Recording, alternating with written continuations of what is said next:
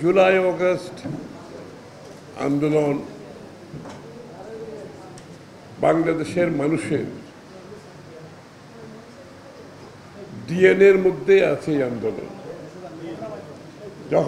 যখন এই অত্যাচার, অবিচার, অনাচার, নির্যাতন, জুলুম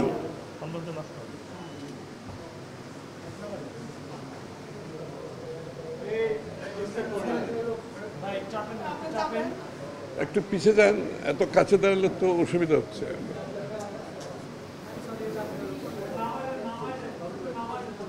নির্বাচন সহ কেড়ে নিয়ে, জনগণের মালিকানা কেড়ে নিয়ে সহ যেই পর্যায়ে যখন পৌঁছে বাংলাদেশের মানুষ জেগে উঠে, তারা ভাষা আন্দোলনে জেগে উঠেছে, মুক্তিযুদ্ধের আন্দোলনে জেগে উঠেছে, এরশাদ স্বৈরাচার বিরোধী আন্দোলনে জেগে উঠেছে। এটা নতুন কিছু না, এটা বাংলাদেশের জনগণের ডিএনএর মধ্যে আছে। কোনো অত্যাচার, অনাচার, অবিচার, নিপীড়ন, নির্যাতন, জনগণের অধিকার কেড়ে নিয়ে বাংলাদেশে কোনোদিনও থাকতে পারবে না। কেউ 5 বছর থাকতে পারবে, কেউ 7 বছর থাকতে পারবে। হাসিনা 15 বছর থেকেছে, 16 বছর থেকেছে, এবং তার নির্যাতন, জুলুম, অত্যাচার, নিপীড়নের মাত্রাও অনেক উপরে চলে গেছে। প্রাণ ইউএইচটি মিল্ক, শুদ্ধতায় ও মমতায় সবসময় সেরা স্বাদে। এবং তার নিপীড়ন, নির্যাতনের একটা জাতীয়, তার সরকারকে সে সেভাবে এমনভাবে গঠন করেছে, পুরো সরকারের কাজেই ছিল সেটা আপনি সরকারের সব অঙ্গ, সবার তাদের একটা দায়িত্ব, মূল দায়িত্ব হচ্ছে হাসিনাকে ক্ষমতায় রাখা।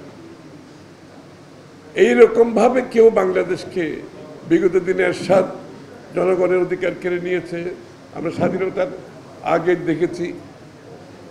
কিন্তু এই ধরনের পুরো রাষ্ট্রীয় কাঠামোকে ক্ষমতায় থাকার জন্য একেবারে নিজের হাতে রেখে দৈনন্দিন জীবনে কোনো রাষ্ট্র পরিচালনার ইতিহাস বাংলাদেশের মানুষ এইভাবে দেখেনি। এই জন্য হয়তো সে কিছুদিন বেশি থেকেছে। আমি আপনাদেরকে নিশ্চিতভাবে বলতে পারি, 5ই আগস্টে যদি তার পতন না হইতো, আমরা যারা আন্দোলনে ছিলাম আমরা কেউ বাড়ি ফিরে যেতাম না, আমরা কিন্তু রাস্তায় থাকতাম। সে যতই নিষ্ঠুর হোক, যতই হত্যাকাণ্ড চালাক, যতই জেল জুলুম করুক, আমরা যারা রাস্তায় ছিলাম 15-16 বছর, আমাদের আন্দোলন কিন্তু অব্যাহত থাকত, আমরা কিন্তু বাড়ি ফিরে যেতাম না। তো সুতরাং এই কথাটা, তাকে 5ই আগস্ট না হলে 5ই সেপ্টেম্বর, ডিসেম্বরে তাকে যেতে হবে। দেশবাসীর সিদ্ধান্ত নিয়েছে বাংলাদেশের মানুষ। আমরা রাজনৈতিক দলগুলো ঐক্যবদ্ধভাবে যুগপৎ আন্দোলনের মাধ্যমে সিদ্ধান্ত নিয়েছি। আমরা সবাই মিলে প্রাণ দিয়েছি, জেলে গিয়েছি, গুম হয়েছি, খুন হয়েছি, আমাদেরকে কেউ থামিয়ে রাখতে পারে না। সুতরাং হাসিনা যাওয়া ছাড়া তার কোনো গতি ছিল না।